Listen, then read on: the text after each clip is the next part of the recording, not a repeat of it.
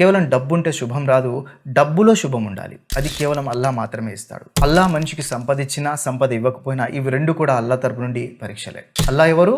సర్వజ్ఞుడు మరియు మహావివేకవంతుడు. నరకంలో 7 స్థానాలున్నాయి. జహీం, జహన్నం, లాజా, అల్ సయీర్, సఖార్, అల్ హుతామా, అల్ హావియా. సూరా సబా 36వ వాక్యం. వారితో నిశ్చయంగా నా ప్రభువు తాను కోరిన వారికి జీవనోపాధిని పుష్కలంగా ప్రసాదిస్తాడు మరియు తాను కోరిన వారికి మితంగా ఇస్తాడు. కానీ చాలా మందికి ఇది తెలియదు. బిస్మిల్లాహిర్ రహ్మానిర్ రహీం. అస్సలాము అలైకుం. ఔదు బిల్లాహి మినష్ షైతానిర్ రజీం. బిస్మిల్లాహిర్ రహ్మానిర్ రహీం. అల్హమ్దులిల్లాహి రబ్బిల్ ఆలమీన్ వస్సలాతు వస్సలాము అలా రసూలిల్లాహ్ వ అలా ఆలిహి వస్సహబిహి అజ్మాయిన్. రబ్బి ఇష్రహ్ లీ సద్రి వయస్సిర్ లీ అమ్రి వహ్లుల్ ఉఖ్దతం మిన్ లిసాని యఫ్ఖహు కౌలి. సుబ్హానక లా ఇల్మ లనా ఇల్లా మా అల్లమ్తనా ఇన్నక అంతల్ అలీముల్ హకీం. బిస్మిల్లాహిర్ రహ్మానిర్ రహీం. ఇన్నద్దీన ఇందల్లాహ్ ఇస్లాం. ఇస్లాం ధర్మం 5 స్తంభాలపై ఆధారపడి ఉంది. సహీ ముస్లిం ద బుక్ ఆఫ్ ఫెయిత్ హదీస్ నెంబర్ 16 ప్రకారంగా. ఆ 5 స్తంభాలు ఏంటి అంటే లా ఇలాహా ఇల్లల్లాహ్ ముహమ్మద్ రసూలుల్లాహ్ అని మనస్ఫూర్తిగా సాక్ష్యం ఇవ్వటం. దీని గురించి మనం తెలుసుకున్నాం. రెండవది నమాజును స్థాపించటం. నమాజ్ గురించి కూడా క్లుప్తంగా మనం మాట్లాడుకున్నాం. ఆ తర్వాత మిగిలినవి 3. మూడవది జకాత్ ఇవ్వటం అంటే విధిదానం.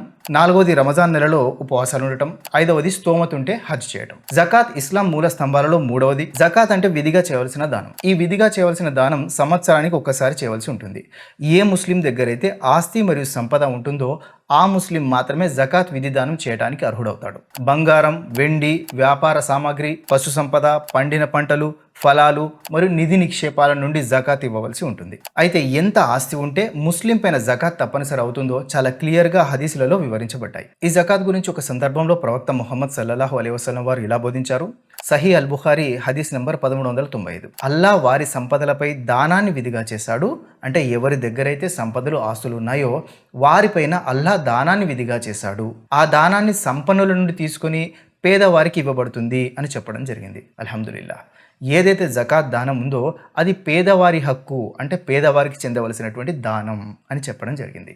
అయితే ఈ జకాత్ ధనాన్ని దానంగా తీసుకోవడానికి సరి అయిన హక్కుదారులు ఎవరో అల్లాహ్ ఖురాన్లో చెప్పడం జరిగింది. సూరా అతౌబా 60వ వాక్యం.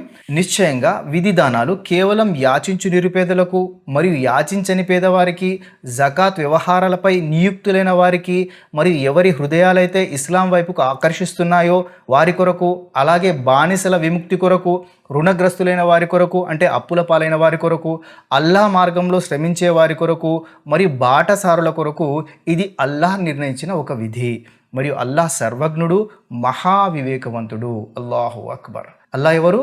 సర్వజ్ఞుడు మరియు మహావివేకవంతుడు. ఆయన తన దాసుల పరిస్థితి తెలిసినవాడు.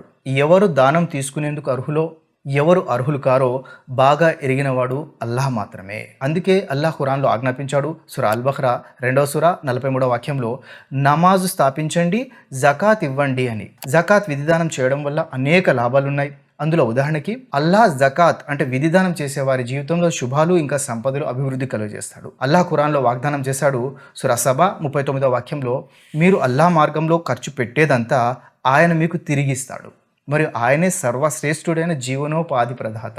సుబ్హానల్లాహ్. అలాగే జకాత్ ధనవంతుల మరియు పేదల మధ్య ప్రేమ బంధాలను పెంచుతుంది. అంతేకాదు ఒక విశ్వాసి జకాత్ ఇవ్వడం వల్ల తన మనస్సులో ప్రశాంతత కలుగుతుంది, అవసరం కలవారిపై దయ చూపే స్వభావం పెరుగుతుంది. ఇలా చాలా రకాల లాభాలు వ్యక్తిగతంగా ఇంకా సామాజికంగా జకాత్ అంటే విధిదానం వల్ల జరుగుతాయి. ఈరోజు ప్రపంచంలో ఆర్థిక సంక్షోభం దేని వల్ల జరుగుతుంది అంటే ఆస్తి పరులు ఆస్తులను మూటకట్టడం వల్లనే పేదవాడు పేదవాడిగా ఉండిపోయాడు. పేదలకు చెందవలసిన డబ్బుని దాచిపెట్టవద్దని ఇస్లాం ఆజ్ఞాపిస్తుంది. పేదలకు చెందవలసిన డబ్బుని దాచిపెట్టే వాళ్ళని అల్లాహ్ శపించాడు. సూరా అల్ హుమాజా 2 నుండి 4 వాక్యాల్లో అల్లాహ్ ఇలా హెచ్చరిస్తున్నాడు. ఎవడైతే ధనాన్ని కూడబెట్టి మాటి మాటికి దాన్ని లెక్క పెడుతూ ఉంటాడో అలాంటి ప్రతి ఒక్కరికి వినాశనం తప్పదు.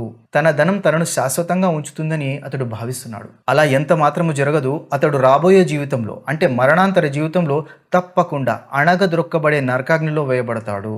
అల్లాహు అక్బర్. అల్లాహుమ్మా హిఫాదనా మిన్ అదాబి వ ఖినా అదాబన్నార్. ఆమీన్. 4వ వాక్యంలో అణగదొక్కబడే నరకాగ్ని అని చెప్పడం జరిగింది. నరకంలో 7 స్థానాలున్నాయి. జహీం, జహన్నం, లాజా, అల్ సయీర్, సఖార్, అల్ హుతామా, అల్ హావియా అనే ఈ 7 దర్జాలు నరకంలో ఉన్నాయి. భూమిపైన మనిషి ప్రవర్తించే చెడు ప్రవర్తనను బట్టే ఈ 7 నరకాలలో ఏదో ఒక నరకంలో ప్రవేశిస్తాడు మనిషి. అందులోని అల్ హుతామా అనే నరకంలోకి పేదలకు చెందవలసిన డబ్బును దాచిపెట్టే వాళ్ళు ప్రవేశిస్తారు అని అల్లాహ్ ఖురాన్లో అల్ హుమాజా 4వ వాక్యంలో తెలియజేస్తున్నాడు. అల్లాహ్ విశ్వాసులకు స్వర్గాన్ని ప్రసాదించుగాక ఆమీన్. ఇస్లాంలో 3వ స్తంభమైన ఈ జకాత్ పేదవారికి చెందింది. అల్లాహ్ దయ వల్ల ఆస్తులు మరియు సంపదలు ఉన్నవారు ఈ జకాత్ విధిదానాన్ని సరిగ్గా పాటిస్తే ఇన్షా అల్లాహ్ ముస్లిం సమాజంలో పేదరికమే ఉండదు. అలాగే జకాత్ దానం చేసేవారి ఆస్తిలో సంపదలో అల్లాహ్ శుభాలు ఇంకా అభివృద్ధినిస్తాడు. అబూ హురైరా కథనం ప్రకారంగా అల్లాహ్ యొక్క ప్రవక్త ముహమ్మద్ సల్లల్లాహు అలైహి వసల్లం వారు ఇలా బోధించారు, దాన ధర్మాలు సంపదను తగ్గించవు. చూడండి, అల్హమ్దులిల్లా, అల్లాహ్ కోసం దాన ధర్మాలు చేసేవారి సంపద తగ్గదు. పైగా ఈ మంచి పని వల్ల సంపదలో శుభాలు వస్తాయి.